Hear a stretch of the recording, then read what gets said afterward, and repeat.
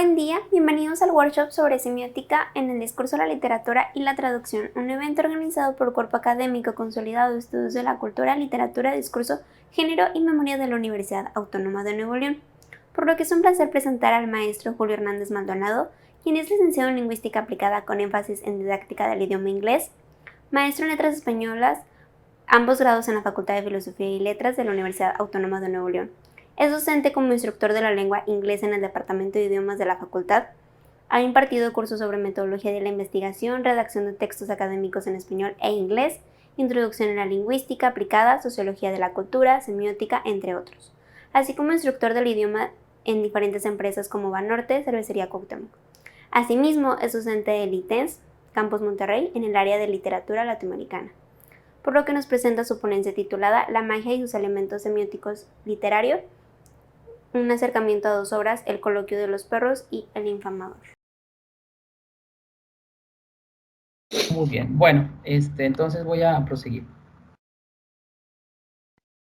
La persecución de brujas se lleva a cabo en un contexto social que busca la desaparición de este tipo de prácticas mágicas y artilugios, algunas veces inventados para satisfacer la creciente demanda del morbo público y por ende la reivindicación de los individuos que se dedicaban a ello. La herejía consistía en refutar la mayoría de las veces la existencia de Dios a la par que el practicar cierta medicina, que no viene a ser más que simple medicina práctica y familiar, remedios caseros de solo las que seguían una tradición. El presente trabajo es fruto de una búsqueda que atiende a un interés personal, puesto que la magia y la brujería han sido el punto donde se unen las fantasías que a la par infunden temor y respeto. Bueno, les puse aquí para comenzar con las pócimas, ¿verdad? Como una especie de comenzar con esta lectura. Una razón vertebral es que al elegir este tema es la fascinación que ejercen en el lector todos estos conceptos que tenemos aquí, como lo son maga, bruja, magia, aquelarre, conjuro, demonio. Estos conceptos están tan estrechamente asociados por tener en sí mismos una carga de significado. El conjuro amoroso es la tradición surgida principalmente en la tradición escrita del teatro español del Renacimiento y principios del Barroco. En muchas de las obras casi siempre se reafirma el amor por un ser amado que se convierte en el objeto de deseo. El conjuro amoroso es visto también como la razón principal en la cual el demonio hace de las suyas. Muchos de los llamados aquelarres son vistos aquí como el punto de reunión de las mujeres, que llamadas ya sea por el deseo o ya sea por el frenesí de aquella fantasía producto de los ungüentos que les provocaban alucinaciones. Y bueno, aquí me enfoco en estas dos obras, ¿verdad? Que es El infamador de Juan de la Cueva y El coloquio de los perros de Miguel de Cervantes Saavedra, también conocida como una novela ejemplar, ¿verdad? Nunca antes en la historia se habían dado tantos avances en todo campo, y entre ellos podemos contar la literatura, la escultura, la pintura y la filosofía misma. Todo el mundo volcaba sus ojos hacia el individuo y se trataba de engrandecer la figura humana en tanto de rozar la divinidad.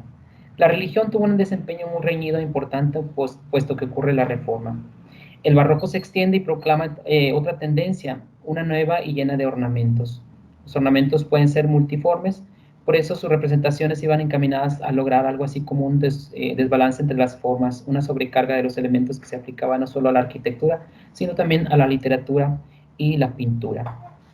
Bien, se pretenden cubrir los conceptos de magia y hechicería situados en el Renacimiento y principios del Barroco. Como referencia se atiende a los orígenes de la magia y su diferencia de la hechicería. Voy a ver si aquí tengo ya listo algo de esto. Bueno, ahorita voy con ello. Es necesario también tener un conocimiento previo acerca de ciertas palabras que se emplean en el vasto mundo de la magia. Tales conceptos van vinculados al análisis de dos obras del teatro español. En primera instancia se aborda El infamador de Juan de la Cueva, el cual, en una clara descripción de los personajes, interna al lector dentro del modo de actuar de cada uno, pero a sabiendas del título mismo de la obra, lo conduce por los caminos del discurso mágico, mereciendo con ello la inmortalidad dentro del teatro español. Algunos personajes de la historia deben su fundamento a ciertas deidades antiguas que, al igual que los mortales, gozan de sentimientos terrenos. Posteriormente se ve la obra El coloquio de los perros de Saavedra, en la que se abordan principalmente ritos de las brujas y algunos elementos que encerraban las prácticas del aquelarre, los ungüentos que utilizaban, así como el por qué a la mujer se le perseguía durante este periodo. Bien, En el Renacimiento se dan cita a manifestaciones de todo tipo, artísticas, políticas y religiosas.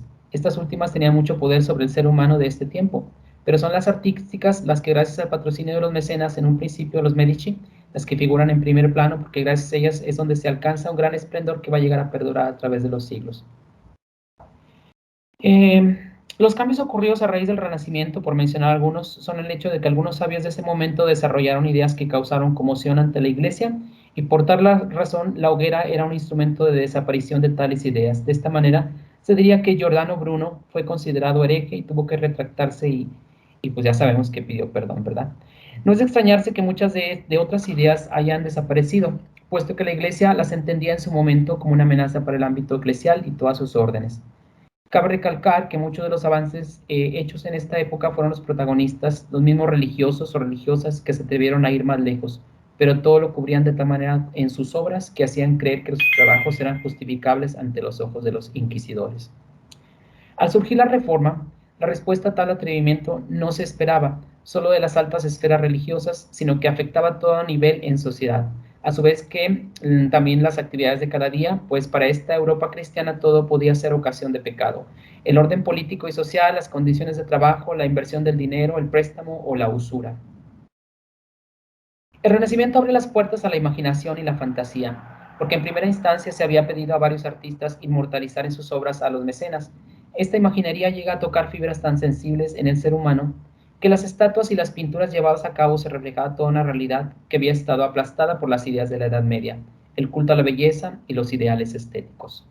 Otros avances que pudieron contribuir a la expansión de las ideas de este tiempo fueron los viajes marítimos, la imprenta que acababa de surgir. En cuanto al teatro español, surgen las comedias y las novelas, y los entremeses, que vienen a reforzar con sus moralejas antiguas el hecho de conjurar al demonio para obtener un servicio a cambio. La pólvora jugó un papel preponderante en la guerra. La brújula y otros mapas que al momento de salir mar adentro eran de suma utilidad. Ahora bien, la magia. La historia de la magia es tan antigua. Ya en Roma y Grecia hacen referencia de ello. Permítame. Es que me estoy regresando. Perdón. Te estamos perdiendo, Julio. Sí, aquí estoy. Aquí estoy. Algunos magos de la antigüedad, pues estamos aquí con Hermes, ¿verdad? Zoroastro de Persia, antigua, Agripa, Pitágoras, al igual que los oráculos y pitonisas, conocidos en el mundo romano y griego como los Maugi, ¿verdad? Esto lo podemos ver en George Luke, en el libro Arcana Mundi, hace 1995. Los llamados brujos o magos deben su concepción al origen antiguo de los sacerdotes egipcios y de las fórmulas mágicas que han existido desde tiempos predinásticos. Muchos de los papiros encontrados en las tumbas faraónicas dan muestra de ello. Durante el Renacimiento, la magia ocupa un lugar importante. Con el surgimiento de la Inquisición se desarrolla un enorme auge en contra de la persecución de brujas. Pero las brujas no fueron siempre las primeras. Ay, perdón.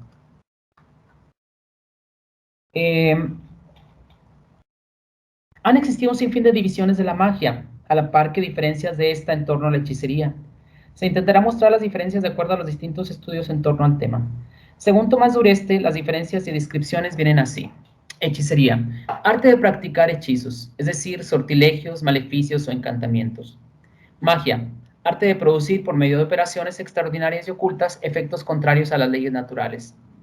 Magia blanca, arte de producir ciertos efectos maravillosos en apariencia debidos a causas naturales. Brujería, conjunto de operaciones sobrenaturales realizadas por los brujos de uno u otro sexo. Magia negra, es la magia que tiene por objeto la evocación de demonios.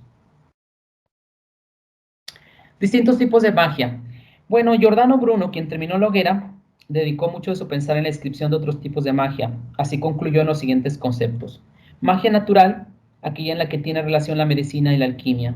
La magia de tipo fantasmagórica, aquella que funciona mediante apariciones. Magia matemática o filosofía oculta, en la que se emplean palabras, sellos o algunas figuras. Magia de los desesperados. Yo creo que es la que acuden muchos que ponen ahí los trabajitos a otros que quieren enamorar, ¿verdad? Dice que conjuran a un demonio menor y finalmente magia transnatural cuando se conjura a un demonio superior. Esto en Giordano Bruno, Mundo, Magia y Memoria. Aparte tenemos la nigromancia, ¿verdad? Que es la adivinación por medio de los cadáveres. Hay otros tipos de adivinación como la piromancia, la hidromancia y la geomancia, desarrolladas a partir de 4 elementos como el aire, el agua, el fuego o la tierra. Bien, la magia en la literatura. Las historias que se remontan a una antigüedad clásica, en la que se podría considerar como bruja a Circe, Medea y Dido, invocadoras de poderes sobrenaturales y elaboradoras de pócimas y rituales. También la literatura toma otro giro, especialmente dentro de la literatura española, y es importante ver de qué manera influyen estas creencias y prácticas supersticiosas en el arte literario. Aquí vemos esta cita de Menéndez y Pelayo de Historia de los heterodoxos españoles. Bien, la literatura ofrece un sinfín de posibilidades para ser explotadas. No solo está el hecho de los textos como los autos de fe inquisitoriales en relación con la brujería, y ya que a la vez incluye un corpus de elementos tradicionales con los que funcionaban las artes mágicas. Y este es un campo fértil para llevar a cabo el análisis y escudriñar el porqué de un evento, el actuar de los personajes, el lugar, caso particular, el coloquio de los perros, el tiempo en que se llevaban a cabo, así como el discurso del conjuro en el caso específico del infamador. De este modo, los elementos espaciotemporales definen en gran medida el abordaje de estas obras, sin menoscabo de todos los conceptos que determinaron la fantasía o la realidad, reflejo de una época de transición y en la cual la Iglesia jugó un rol crítico que desembocó en tortura y en hoguera.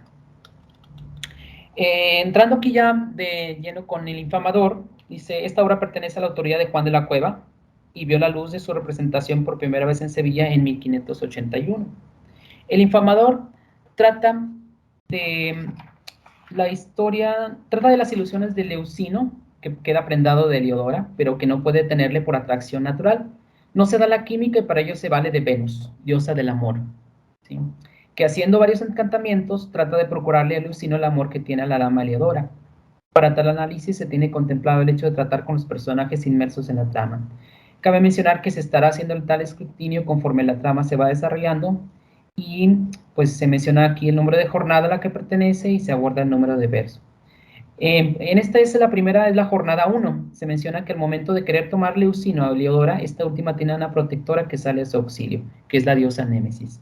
Y aquí está este pequeño verso. Dice, oh dioses del cielo y tierra, que miráis mi triste estado, alguno de mí apiadado me dé ayuda en esta guerra. En la literatura fantástica, pues abundan ejemplos en los que los humanos invocan el poder de la naturaleza. Bien es sabido que los ríos, los bosques y el aire, entre otros, guardan espíritus. Aunque algunos son malignos, se deduce que hay magia cuando se añaden tales circunstancias, que aparecen obras de naturaleza e inteligencias superiores, promoviendo la admiración mediante apariciones. A esta especie se le llama fantasmagórica. Que clara referencia en el hecho anterior de este verso, el hecho de sentirse acechada y sobre todo de ser virgen, en la literatura fantástica abundan ejemplos en que los humanos invocan el poder de la naturaleza.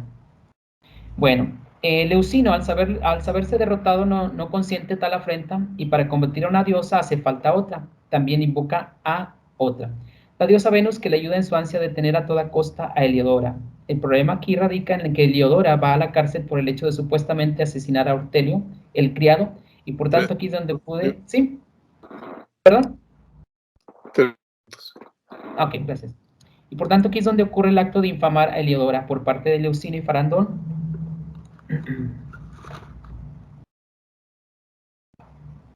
Y dice aquí que Heliodora, entendiendo mi deseo y que a forzarla estaba resumido, conjuró aquel espíritu que fuese quien me ocupase mientras ella huyese.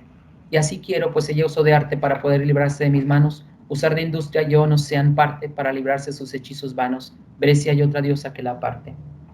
Llega el momento en que Venus se proclama, autoproclama e invoca al dios del sueño para el cual tiene un encargo.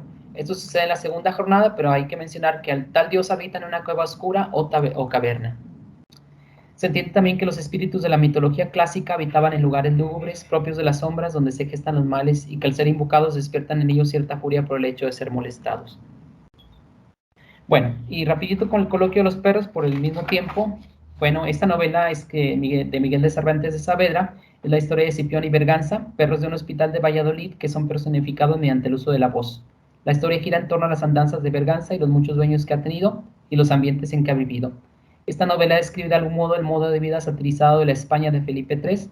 Cipión, por su parte, es el perro que tiene una mentalidad más crítica y de pensamiento filosófico. La médula de la novela se centrará principalmente en el momento en que llega la Cañizales, una bruja, y le dice que le reconoce como un hijo de la Montuela, y ahí es donde comienza el relato. Llegase el fin de la Camacha, y estando en la última hora de su vida, llamó a tu madre y le dijo que había convertido a sus hijos en perros, pero por cierto no, que tuvo con ella.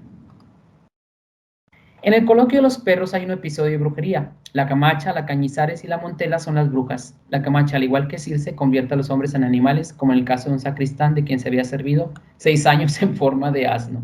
Perdón. Bueno, repetidas veces la Cañizares se refiere a la brujería como un vicio adictivo, un pecado carnal, una costumbre que se vuelve naturaleza. Esto es en Molero. No tengo ahorita el dato del año, pero se los voy a conseguir. Bien, antes de terminar, me gustaría aportar rapidito. El hecho de pronunciar conjuros para convertir a los humanos en animales es propio de las brujas expertas. Y siguiendo con Diana, hay que recordar que convirtió en ciervo a Acteón. Se puede seguir con la descripción de convertir a otros a convertirse a sí misma en animales. En otras ocasiones se presenta en forma de perro, de gato, de lobo, de león o de gallo, y por ciertas señas se hace entender del mágico o bien se encierra en el cuerpo de algún hombre o animal bruto. Esto es en Historia de los heterodoxos españoles. Y bueno, pues como conclusiones, el llevar a cabo la presente investigación arrojó otros tantos descubrimientos a la luz de las prácticas mágicas. En la búsqueda de fuentes la historia puede cambiar, aunque al momento de llegar a un consenso todo lleva a un mismo sitio. El buscar una explicación, una razón que avalara los hechos escritos en el Infamador y el Coloquio de los Perros. Hace falta señalar la gran cantidad de conceptos surgidos en torno al tema. La distinción entre la virginidad de Heliodora contra los atrevimientos de Leucino y luego el acto mágico de salvar la honra. Son elementos trabajados muy bien por Juan de la Cueva, aunque con malos comentarios de algunos críticos. Por otra parte, la novela de Cervantes es una pieza maestra de la descripción de unas costumbres y precisión detallada de las artes mágicas por parte de la Cañizares, quien como toda una bruja al final trata de convertirse en buena, pero sus mismas acciones la condenan. Y pues bueno, esta es una poquita de la literatura ahí, y pues muchas gracias. Un vocabulario muy amplio en el que existen muchas maneras de comunicar algo, donde la ropa, el maquillaje, los ornamentos, accesorios son como palabras que en conjunto forman oraciones y por ende múltiples formas de comunicar, de decir.